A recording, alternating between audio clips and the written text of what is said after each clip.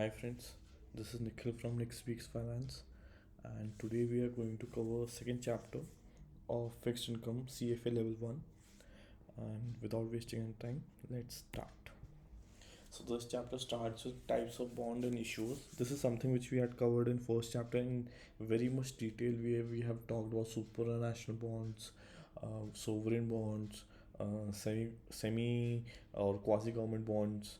So all those sort of bonds that we talked about were again covered in this chapter. I'll put the link of the description, link of the part of the chapter uh, one in the description. You can go and check it out and maybe learn something from there and maybe revise it a bit.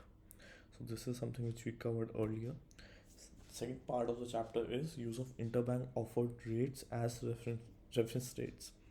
So while doing a lot of analysis, generally होता क्या है कि we are often required to use something as a reference rate to start analysis. Okay अगर आपने सी A P M की basic equation पढ़ी हो तो उसमें क्या होता है, जो रिक्वायर्ड रेट हम लेते हैं that is always equal to R F plus beta into R M minus R F. तो जो आर एफ होता है ये एक रेफरेंस रेट होती है जिसके ऊपर हमें रिटर्न निकालना होता है. That is how we arrive at risk adjusted return. ठीक है, तो रेफरेंस रेट की यहाँ बात करी गई है. जनरली अभी मार्केट में what we often use right now as a reference rate for floating rate bonds is the LIBOR और the London interbank offered rate. This is a very important rate for two reasons. First is this is the most commonly used rate across markets globally. If someone is working for any offshore project, he or she must be knowing that LIBOR is often being used everywhere.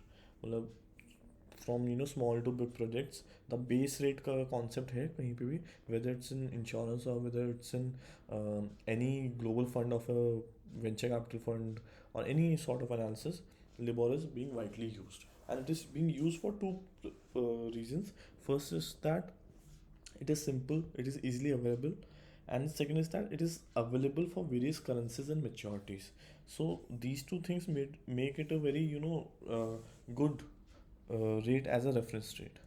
And these rates are based on the expected rate for the unsecured loan from one bank to another in the interbank money market. So generally what happens is that usually in order to maintain liquidity at the end of the month and to show that all the required ratios of liquidity are being adhered to, uh, banks usually take loans from one institution to another, and this happens in the interbank money market.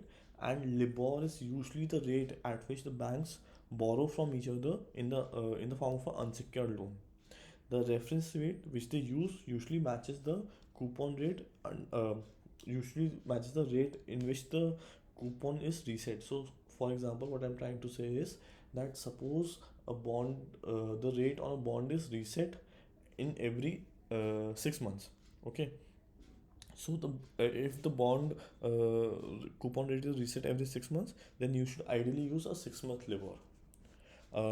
Why, it might sound odd to a few people who heard and saw the presentation very with focus, is that how and why the coupon rate is getting adjusted on the bond. It is getting adjusted because the reference rate which we are using are being used for a floating rate bond and not a fixed rate bond. So that's why reference rate is getting adjusted. And in a year, if the coupon is getting reset twice, then ideally we should use a 6 month LIBOR. Second topic is mechanism for issuing bonds in primary market. So this is a very important slide for anyone who wants to get acquainted with the culture of the bond market in India and at any place. Uh, so sale of newly issued bonds is being done in what is called a primary market transactions. These bonds are usually sold to public in what is called a public offer or can be sold privately in what is called a private placement. But generally what happens in a private placement is that the ticket size is humongous. So in India I have seen transactions जहाँ पे private placement हुआ है of about 20-30 crores in one go or 54 crores in one go, nothing less than that. So if private placement is happening, they usually talk in crores and not in smaller denominations. Less than that, nothing is acceptable. Like because this happens because the cost of raising money is also high. So if a company is going for a private placement, they also incur their administration costs and everything. So they go for private placement only when they are confident that okay, they can raise a certain amount from certain qualified institutional investors. Then only they go for private placement. And usually any sort of public offer in the case of bonds is usually done with the help of investment bankers. So few investment bankers in the debt side in India are Edelweiss is one of those, JM Financial is one of those.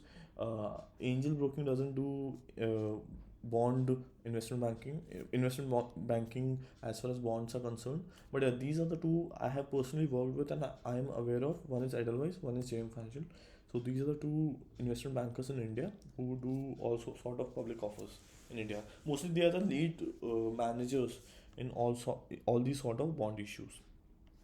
And bond can be sold as underwritten offering or best offer offering, best efforts offering. This is a very important slide if anyone deals in bond markets.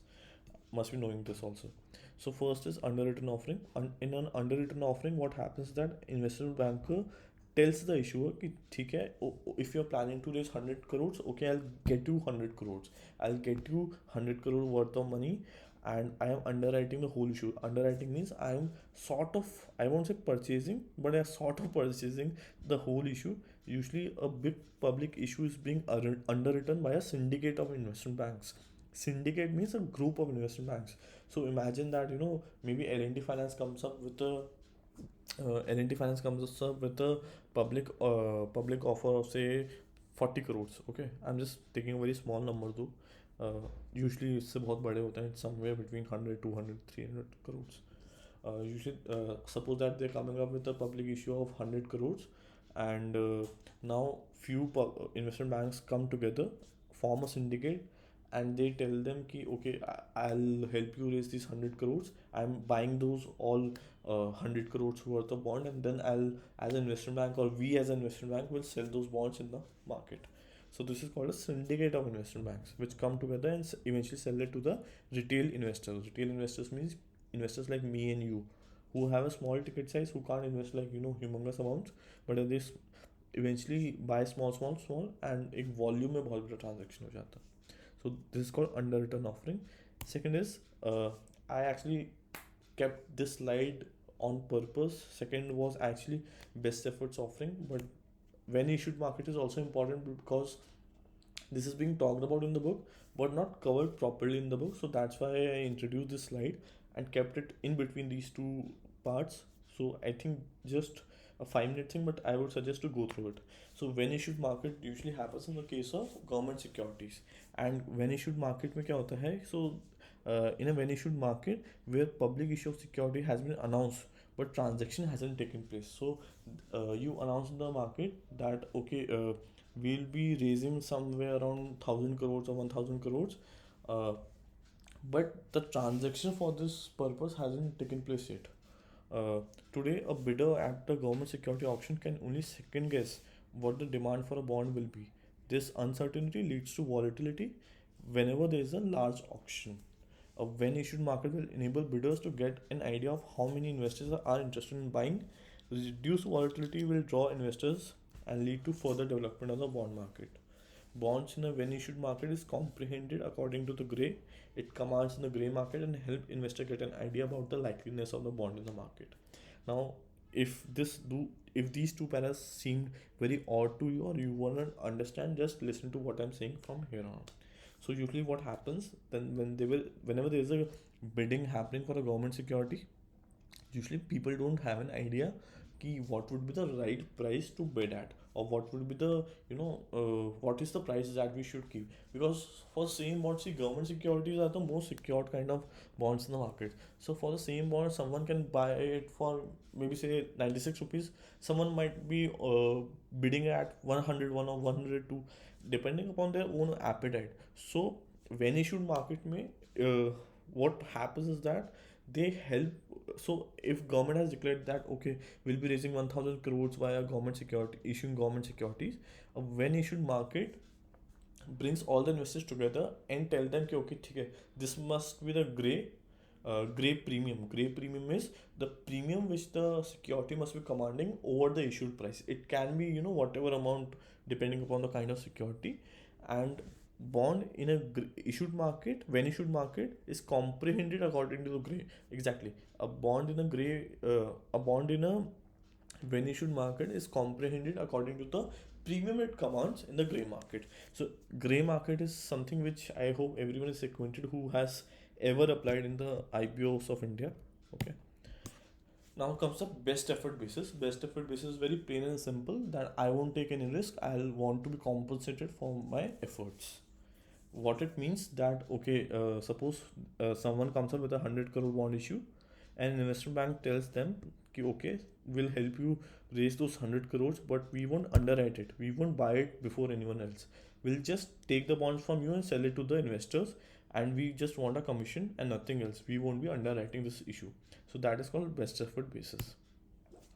Now comes the who are the dealers in bond markets, and exactly what is the secondary bond market and what is the primary bond market. So this is something which you should ideally know as a student of CFA.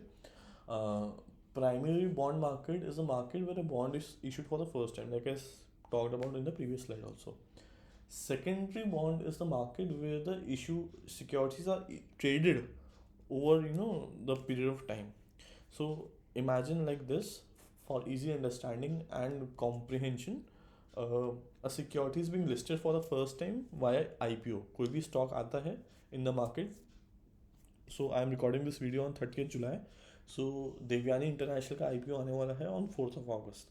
So whenever a security goes for the listing for the first time, it happens in the primary market. Now after listing, जब भी ये Devyani International buy and sell होगा, that happens in the secondary market.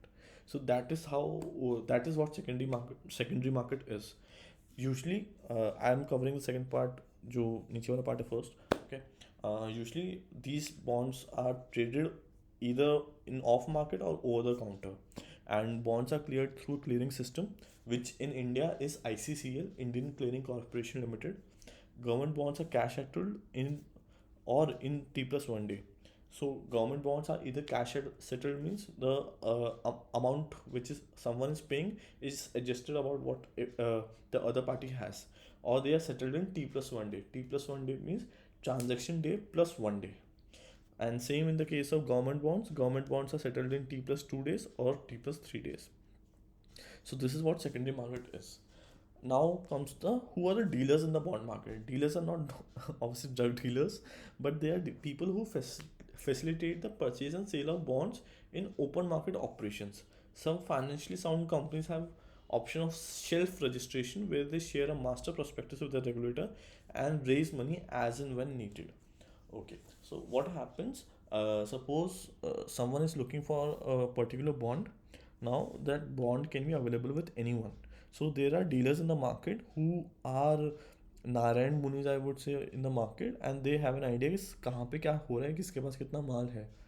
And these people generally chase the buyer and the supplier, and are help in getting a transaction done. So these are the bond dealers in the market. And here we have talked about a very important thing, which is shelf registration. So shelf registration means that suppose a company plans to raise about 1000 crores, but they say that okay, I want to raise 1000 crores but not right now. So what they can do with the regulator is that they can file for a shelf registration, which means they share a master prospectus and tells the regulator that okay, we'll be raising money, but we'll declare when we want to raise money. We just want to put it out in the market कि okay, we want to raise money. How it helps is that it helps you get a sense of what is the likability of your bond, and if you issue bond in the market, maybe sometimes maybe 1 or 2 or 1.5 months later, whether you will be able to get a full subscription or not. So that is how the whole mechanism of dealers and bond market and secondary market happens. Okay. And this slide, securities issued by sovereign government, this is also something which we covered in the first chapter. Again, as I said in the earlier slide also, I'll put the link in the description where you can go and check it out and revise whatever you have read. Later part of the chapter I'll cover in the next video. Thank you.